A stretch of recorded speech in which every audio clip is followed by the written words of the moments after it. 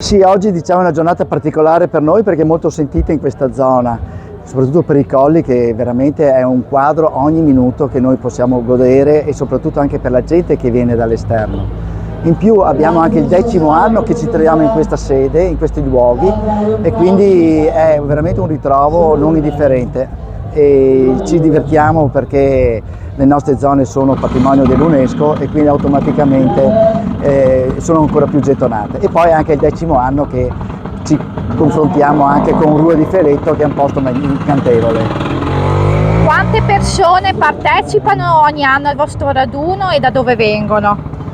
Diciamo che la frequenza purtroppo da un lato dipende anche dal tempo, ma ci riteniamo anche fortunati perché come ho detto prima, è molto gettonata quest'area e quindi indipendentemente siamo intorno dai 150, certe volte siamo arrivati addirittura sui 180-200 persone.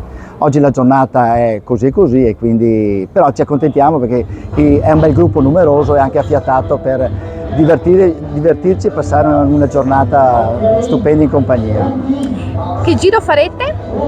Ma chiaramente partiamo da Rua e facciamo tutta la zona, diciamo, di Refrontolo, entriamo all'interno di qualche bel vigneto in modo tale di poter fare così qualche foto panoramica, e poi ci fermeremo nelle classiche cantine nella nostra zona, giustamente per far conoscere anche i prodotti locali.